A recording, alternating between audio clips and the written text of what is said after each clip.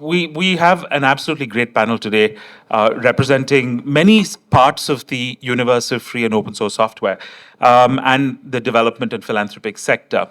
You know everyone, so I'm going to dive straight into the prompts. I was told that I cannot take questions, but since this is a community-driven event, would you like to ask questions of the panel? Okay, we'll do questions as well. Just by way of introduction, Naghma is the CEO of the EdelGive Foundation. Among the many amazing things that the EdelGive Foundation does is that they recently set off on a new journey of building the capacities of 100 nonprofit organizations via something called the Grow Fund. That likely does give Naghma a great insight into the nature of needs and wants and capacities of civil society organizations across India. And since this is a conversation around FOSS, I thought maybe, just get a sense of what these 100 organizations from across India have articulated around technology, both in terms of needs, but also in terms of challenges.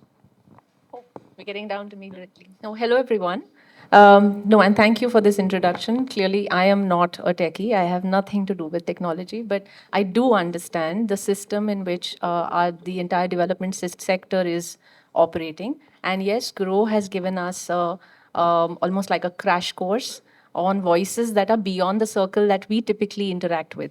So EdelGive in itself funds 45, 50 NGOs, and we have a more intimate relationship with them where we understand their requirements, they're able to articulate, we are able to respond. But what Grow did is through an online process, we were able to hear from 2,500 odd organizations from remote to more accessible parts of the country. And if we zero in on what I heard about technology and the team understood, so it's like the elephant and the seven blind men, right? I mean, what is technology? Some people think it is an app. Some people think it is data management system. Some people simply think it is being able to market oneself on WhatsApp.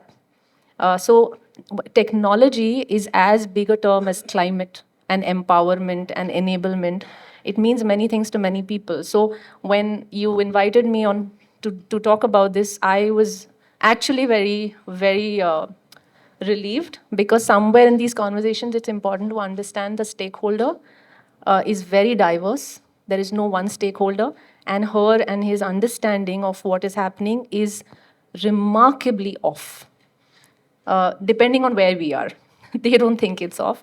We think it is. So for some people, it is simply that there is no network. So even to write an email, they have to travel 2 hours to sit in a desk that allows for them to interact with the outside world. So when we are talking about a system that is cheap, accessible, simple, and is able to onboard most of the participants in any group, the problem with our sector is we haven't paid for that basic infrastructure in the sector.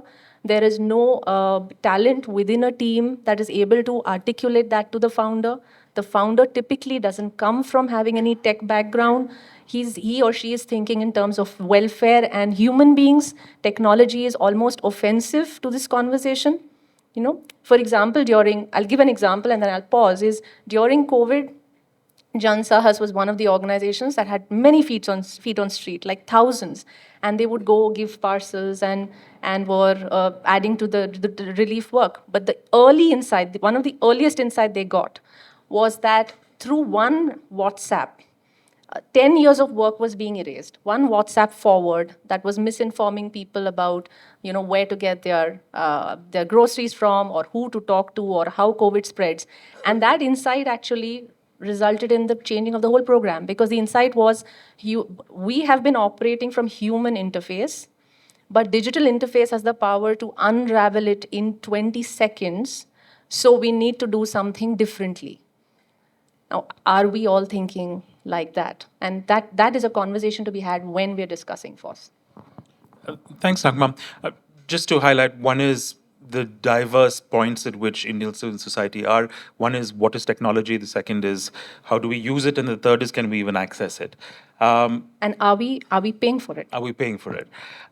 If I might bring Govind here, because I'm guessing all of you have already heard from Kailash and spoken to Kailash over the last first half of the day. So if it's okay, I'll just go to Govind. And the reason is, Omidiyar had done this State of FOSS report in India. And like we heard about the state of civil society and technology in India. I'm curious about, from your vantage point of that report and the other work that you've done, what the state of free and open source software in India looks like, bright spots, dark spots, and whatever else stood out for you. Yeah, no, thank you. I think probably a little context on why FOSS is so important. I think it hit home.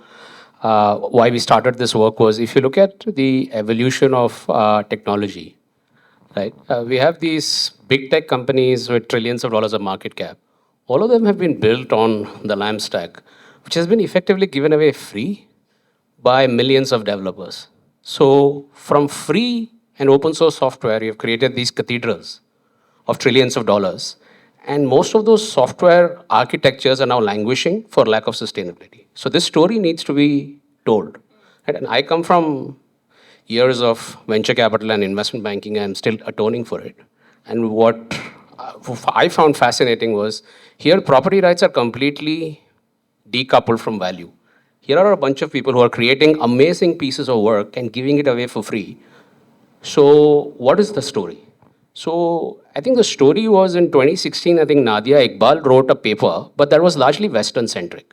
So the reason I'm giving you this is, India is one of the largest consumers of FOSS, and over 85 to 90% of all infrastructure has some FOSS component. And there was no story, there was no oral history of FOSS in India in one place. So we said we needed to sort of create this narrative. We needed to tell the story of Indian developers and how they have contributed, but also what are the issues that are underlying in the ecosystem.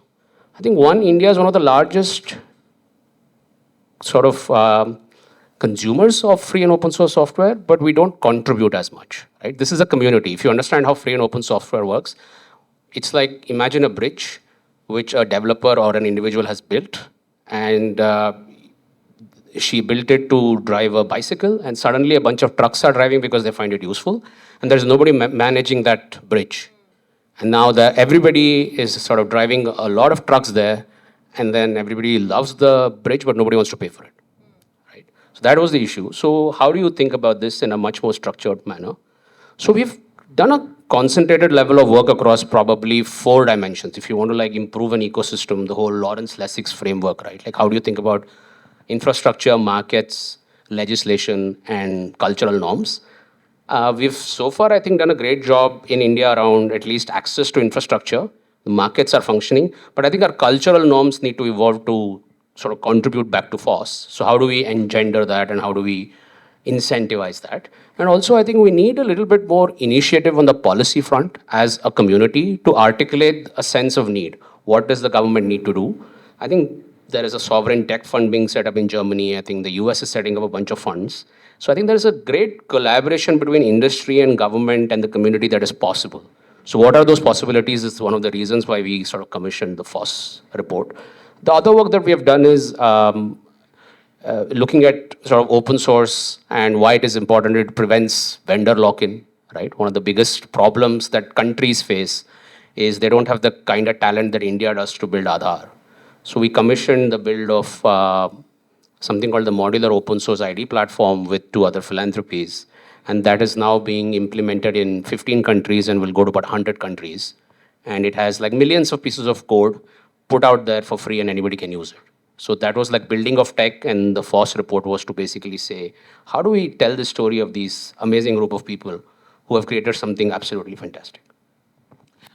Thanks so much, Govind. Kailash, just to bridge these two, between the sometimes unstated, very often unmet needs of not just Indian civil society, but Indian society at large, and the need for software that was free, compliant with open source standards, no vendor lock-in.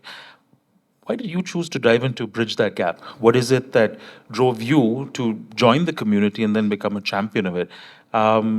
Because in a sense, I mean, I know you're sitting in between, but you kind of bridge both of these. You're kind of playing a crucial role in bridging both of these, using personal interest, capital, and your ability to convene. Why is this so important to you? I have to quickly set some historical context. When I started out, I've been writing open source software for about 22 years, so from my preteen days. And how I learned to program, how I learned to code was to freely copy stuff off the internet This was in the early 2000s, 2000, 2001. Change it, study it, post it back, and it felt natural to me. I thought this is how you learn to code. Then after a couple of years, I realized that this entire thing was called open source. There was a philosophy behind it, there were licenses behind it, and it just made sense. How else do you learn? How else do you learn over the internet, completely in a decentralized manner? And that has been my mental framework, foundation since the very beginning. So when I think of technology in that sense, from that lens, this is how I operate. That's my world view. So that sets the context. So technology or open source for specifically in social development sector, that was a slow realization. When Zerodha, our commercial enterprise, when it started showing signs of success, maybe 6 years ago. So we had causes that we really wanted to support. Climate change has been a huge driver for me personally. Pretty much all my decisions in life are based around climate grief. So we wanted to do what is the point of generating success when you have systemic planetary issues like climate change? We started working in those areas. And we started coming across organizations who were doing immensely valuable work. Conservationists, people working with tribal folks or soil, water, forests. And in any operation per se, anything that you do out there, especially tackling complex problems, technology is a tool. This chair is a piece of technology, ancient piece of technology. Like you said, it's a very broad term. And today, the world, the way it works today, it's imperative that people get, you can't not use the internet. I mean, that ship has sailed. So you have to have tech capacity. And if you're doing critical work of, let's say, conserving soil or protecting forests, and you are completely left behind with just basic internet connectivity, you don't have tools to manage, could be a data management system, could be whatever, that's a systemic risk. So I started seeing this firsthand, no matter where you looked, be it livelihoods, nutrition, sanitation, wherever you looked, social entrepreneurs and social innovators and social development organizations had practically no access to technology. And I was shocked because all of this stuff is available out there. We built Zerodha using stuff that we downloaded off the internet, an entire enterprise using open source software. And I was shocked. Like, it's so obvious, it's there. Why can't people just download it and use it, take it? Then I realized over a course of, let's say, a few years, that it wasn't really about the availability or technology or software. That was all happening in parallel. It was the absolute lack of capacity. And that I see that as a systemic risk to society as a whole. States across the world have become massively tech capacitated. Industry, we all know, technology has leapfrogged. But civil society organizations, social development folks, people, if they don't have access to society, that's like an entire pillar of society, civilization that is left behind. So it just became common sense. And we work with a large number of organizations via, let's say, Rainmatter Foundation. And wherever you look, this is required. So it's a systemic need. And yeah, that's how it happened. And in the process, we met other organizations who had this realization, who were working towards solving the same problems. And that's how this coalition as an experiment happened. Thanks so much for that, Kailash. If I could ask the audience for a quick poll, how many of you have implemented or tried to implement technology solutions or platforms for your work? Just raise your hands. How many of you were, no, keep your hands up, keep your hands up. How many of you were burned by the experience either because of cost or vendor lock-in or proprietary work? How many of you continue to try tech using a free and open source model? Yeah, and I think it goes to two questions that came up, right? One is who pays for it, and in this question, who pays for the gap between what's available and what's needed, and secondly, who pays for the infrastructure? Do you want to go first, Kailash, about bridging the gap, because that's something that's really important. And I know there are some of you here who actually do that. But what does it look like to do it for 1.3 billion people? Yes, someone has to pay for it, but there's a way to approach it. Because again, anecdotally, we've realized that most money, philanthropic funding, for example, that goes into organizations where that money spent on building technology just goes to waste. The amount of money that is wasted on reinventing the wheel over and over. And how is it even possible for a social dev organization to even have the tech capacity to articulate their needs to a vendor? So it's just wasted. And which funder would want to see their valuable money being wasted in all these futile pursuits? So there is a way. Now, is that to say that the sector shouldn't have technology? Of course not. There is a way to do it. There is a strategic, meaningful way to do it where the money doesn't go to waste. It builds capacity.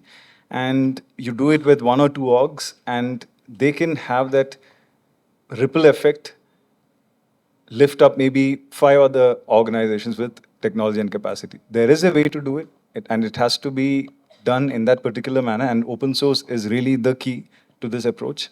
And we've been trying some of these experiments with the organizations that we work with. Do you want to just double click on some of the an example that you might want to use for the experiments that you've been trying? Yeah, Samaja, we spoke about Samaja extensively. Rebenefit had a problem that they were trying to solve, and they needed technology to bridge some gaps, but it wasn't built for them. It was built with a very generalist view, because there are tons of organizations out there who have the same kind of problems, same elements, volunteers or stakeholders or location, civic services. And that's already working out. There's huge demand for the solution that is working. Now, who will help get the solution to n number of people who really need it, right? That's where we have to build some sort of capacity, implementation capacity, etc. And Lobo was here in the morning on the panel. We've done grants for Avni, Glyphic, etc. Because these are tools that a large number of organizations use and benefit from. So that's very strategic, and that money isn't wasted. It's a community effort. These are tools that an entire ecosystem now wants to exist. So it will continue to exist. Thanks for that. Naghma, from the perspective of both being someone who deploys philanthropic capital, but also engages with hundreds, if not more, of civil society organizations, how do you think about, quote unquote, a technology line item in a budget? What do you look for? What are the, red flags? What are things you ask? What we look for is the why. It's more often than not the importance and the placement of technology in the solution is a little off. Like sometimes it's not rare to find that a lot of the entrepreneurs or NGO leaders think that technology is going to solve a problem, and so it's almost like this will come and everything will become all right, and that doesn't work like that. So which part of the problem is it going to solve, and what are we going to achieve from it is where we really focus. And I'll give you 2 cases. And both cases, our teams were involved. Like for Jai Vakil, 75 years of medical records PDF'd. Okay, they could never have they had to sit and talk to and we're talking about the differently abled. Very, very challenging. No records lined up because everything is in PDF, randomly named. Had to create an entire data management system of patient records. We had to actually onboard a very senior technical leader, technology leader, to be able to translate what the organization wanted to their coders, really, and get it done. Same thing we did for another organization, I won't name them.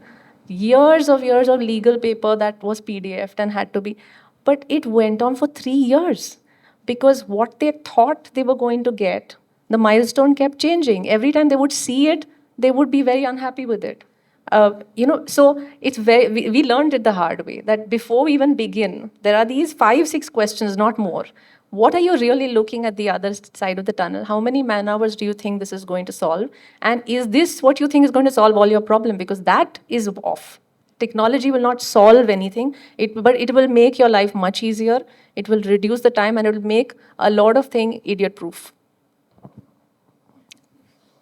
I think that's a good takeaway from the panel. I just want to ask, does EdelGive think specifically about technology through the lens of free and open source? Are you agnostic to that? How do you think about that? So we really wanted to. We've actually had to stop judging on that because our stakeholders, like the more interior we go, the more we realize there's a learning curve that is needed, and we can't really Right, like I said, at least 20 of our grantees have to travel 2 hours to be able to get on a Zoom link. So, and the no comprehension of, and they struggle with the Google Meets if it's no Zoom link. So we have to appreciate that there is a journey. So we don't judge. Wherever possible, we encourage this. But when somebody is looking for a customized solution, what we really insist is there needs to be an expert in the room who's at least going to judge the feasibility before anything begins. Otherwise, we are lost in months and months of frustration. And you know, even the acceptability is slow because with the advent of CSR, a lot of free tools were given. Technology was sold as again the solver of problems, and then people realized they can't manage it. Teams are not adopting it. There is a huge negative bias to using tech instead of human beings to solve a problem.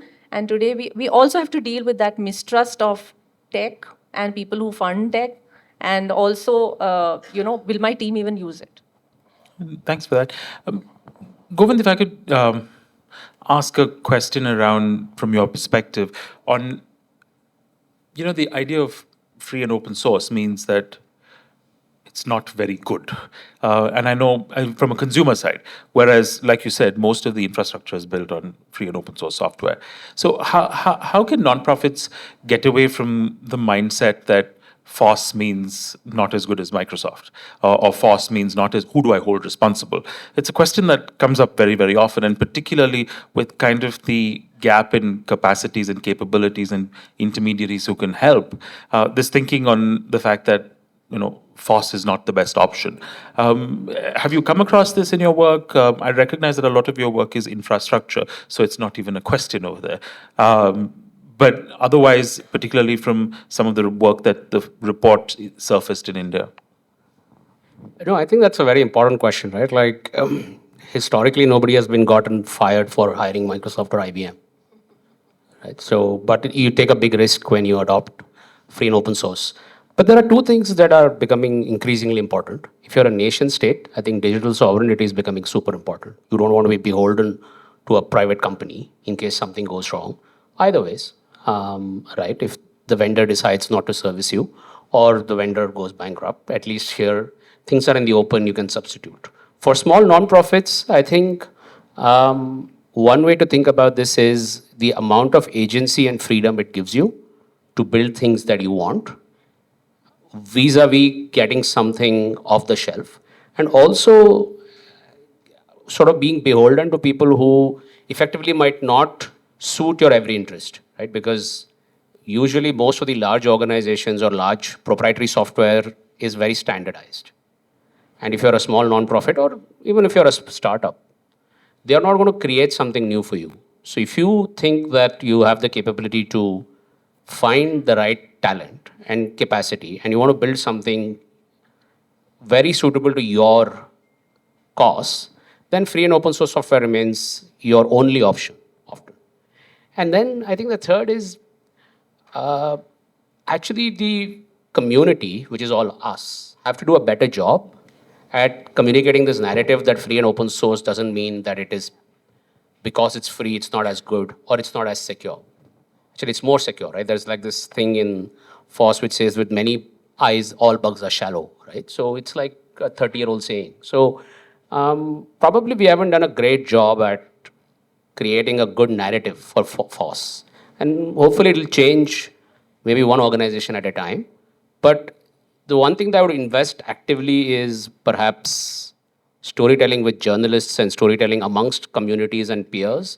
If you have actually had good experience with FOSS, then put it out there, put your word out there and say, this is a better, cheaper, more robust, more secure way of building technology.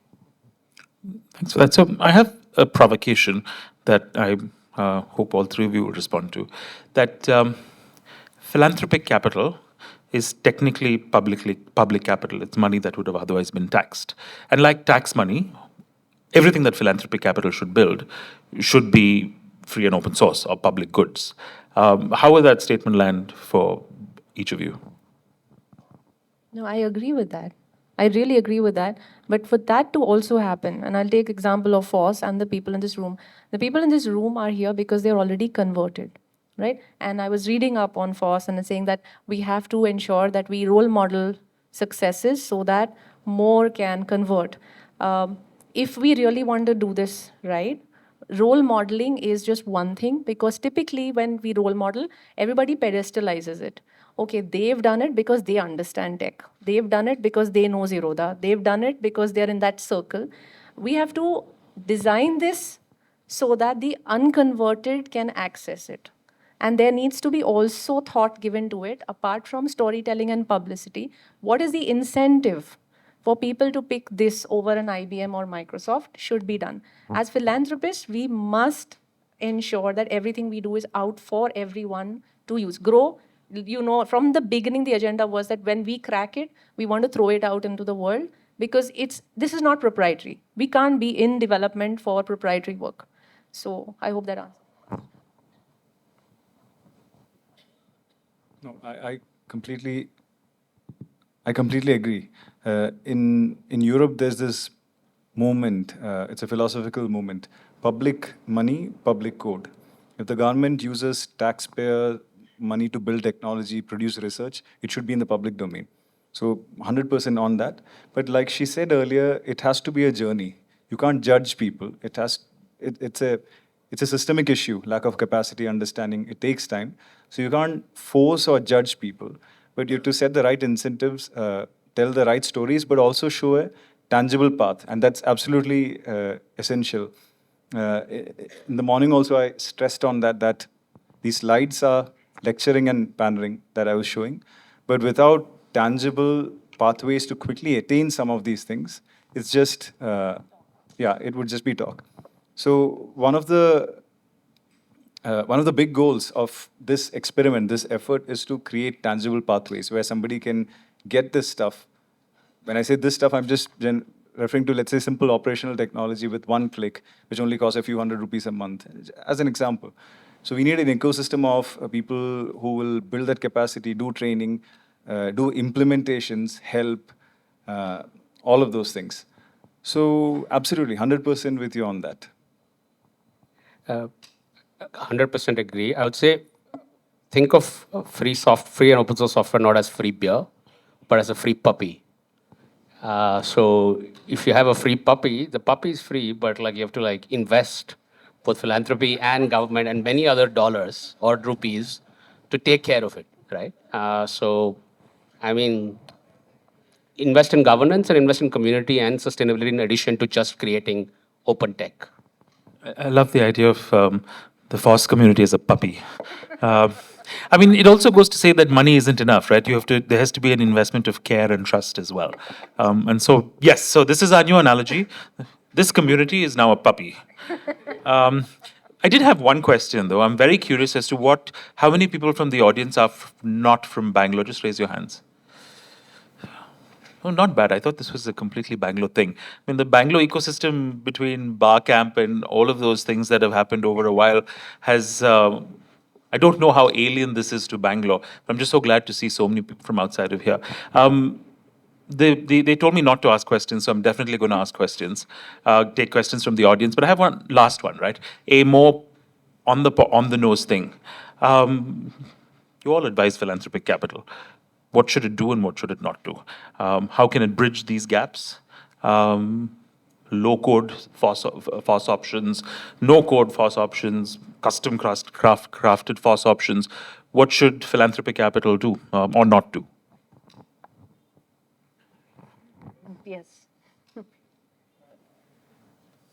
It should be an objective exercise and not a qualitative one. Exactly how the industry builds technology. The industry has a mechanism to evaluate technology based on its merit. Low code, no code are all concepts. If they don't work, what is even the point of discussing? So we have to build evidence. And that's where role model organizations, etc., help. You try it out with certain organizations who have the knack to carry it forward and see how it goes. And many of the experiments we've done have really focused on that, trying out various methods. What you spoke of, the patient document scanning system, we had very similar experiences. Spent 4 months and there's no skin in the game from the stakeholder and the requirements kept changing, and we realized that building in that sense is not viable. So there's low code, no code, low maintenance, one-click install sort of a thesis has been arrived at based on strong evidence. That evidence exists in the industry. We have to build that evidence in this sector too. So it has to be evidence-based. I would say what philanthropists can't do is love the work more than the stakeholder. Like, no, no matter how lovely an idea is and how successful we believe it is, if we believe more than the stakeholder, it's a bad idea. So if they don't love it as much as we do, no funding for it. Second is there should be budgets for CTOs. There really should be a budget for that staff member who understands what's being told to him by the leader in the group as well as the philanthropist, so that we can solve for the problem. And third is failed experiments must be not considered as waste of money. A lot of failed experiments are not called failed experiments because the next grant tranche will not come. I think if we just do these three things, we can relieve the system of a lot of bad products that are floating around in spite of being bad products. I think philanthropy capital's highest and greatest purpose, I think, is to de-risk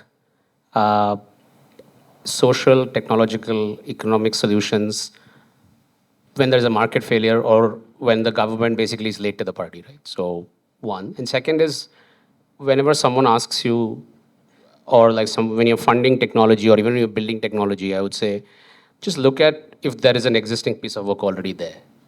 So that should be, I think, when you build public goods, don't build public goods again and again and again. So for instance, there are 650 pieces of climate software out there available for free. So if someone comes and says, I'm building the 651st piece of software, I mean, there has to be a question on why, and have you looked at the existing capabilities, right? So that, I would say, is something that philanthropy can do, is create that knowledge, but also disseminate that knowledge. Reminds me of the adage, world does not need another content management system. Before I open up for questions, do you all have questions for each other? We get that privilege.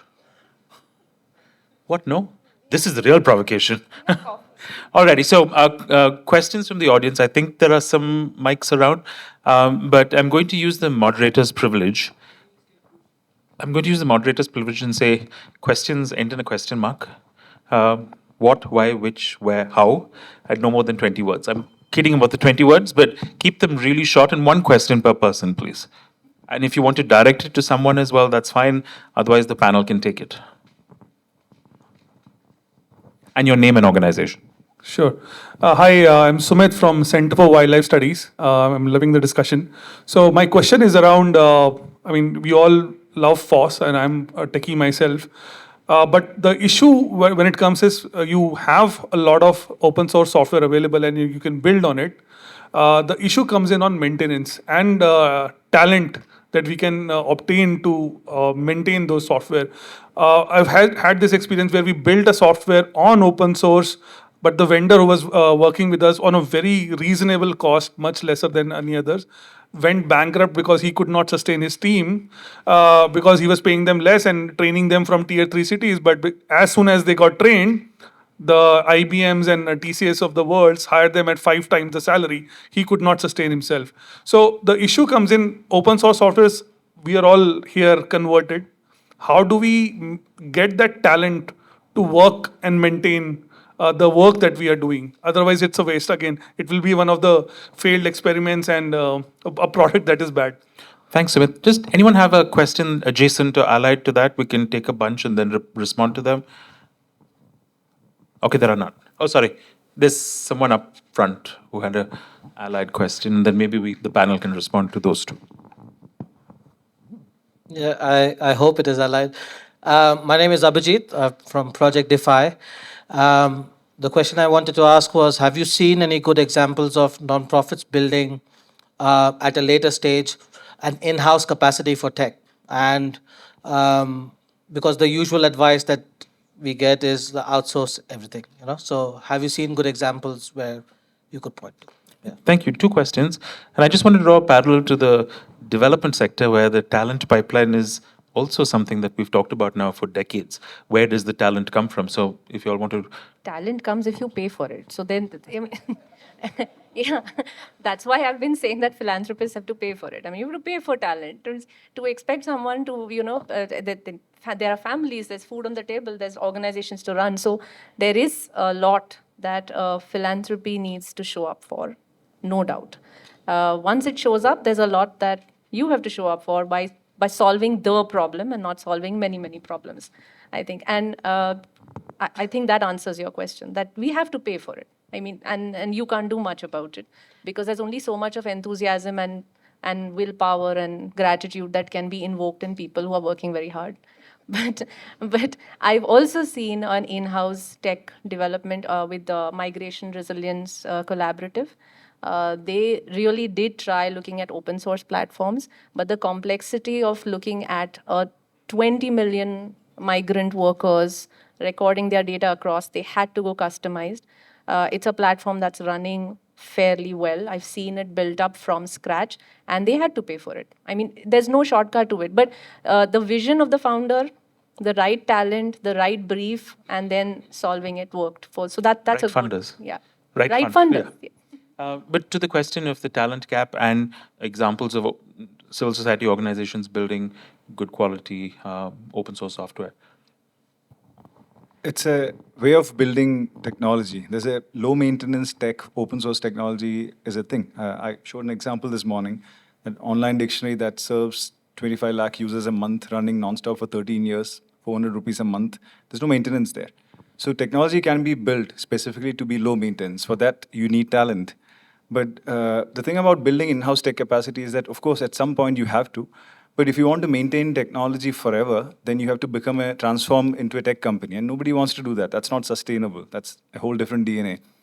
That's where things like low code, no code, etc. come in, where you minimize building and you take what exists out there and compose it.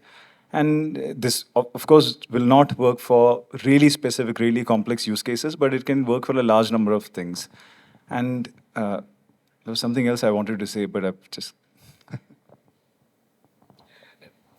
I think the only thing I'll add is any piece of tech, the cost of maintaining it is almost 2x of building it. So think of any technology that you build as OPEX, as a living organism, rather than a CAPEX, like one fine day you have a budget item and you build the tech and you forget about it, right? Like that doesn't happen. Like your car, your buildings, your elevators, everything requires some form of maintenance and you have to budget it.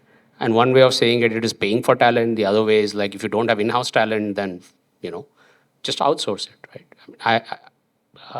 But in many ways, I come from a belief that anything that is not core competence to your business or your,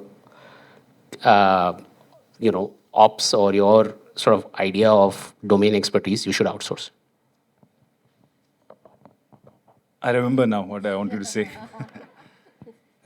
If you, as an organization, build technology, then you have to maintain it forever. Yeah. But if 10 organizations sharing the same problem space kind of end up building it together, then the probability of that being maintained, because it's the incentive of the ecosystem. Maybe there's a CWS, maybe there are 6 other organizations working in the same problem space. That's where this whole idea of a coalition makes sense. You build technology with that particular perspective that it's being built for a shared problem space.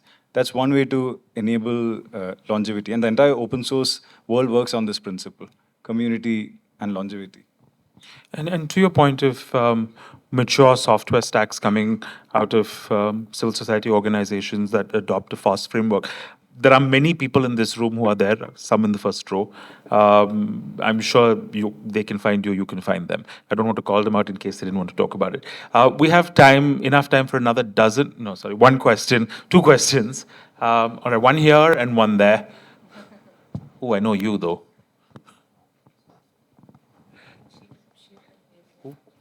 Who? Oh, go ahead, sorry. Okay, we'll take all 3 and then we'll respond to them and they'll give us a few more minutes. Thank you so much. So I'm Neha and I'm from Planet Able. I want to ask why digital accessibility hasn't yet found its way into open source technologies. I mean, it's not that it is being implemented for a particular set of users. It actually makes any tech solution better in wonderful ways for everyone, not just disabled people. So why any investment hasn't gone in and why it hasn't happened yet? I am so tempted to ask Sunil to answer this question. But no, please. No, I think it's just thoughtlessness. It's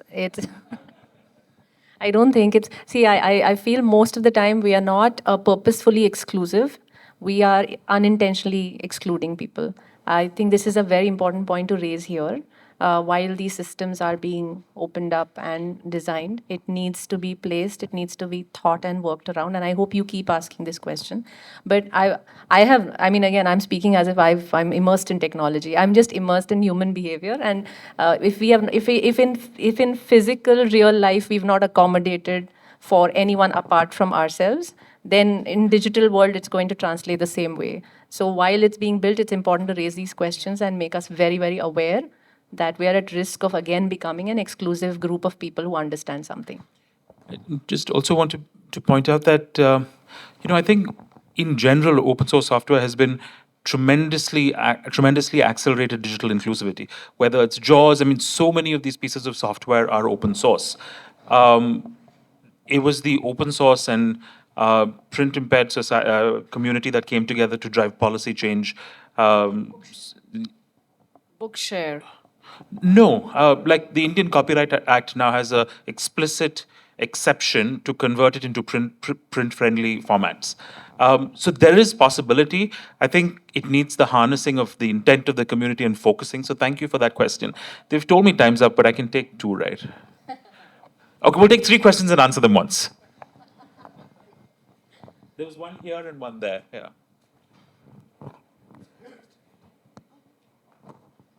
They've cut off the mics. Hi, this is Sundar from INRIM.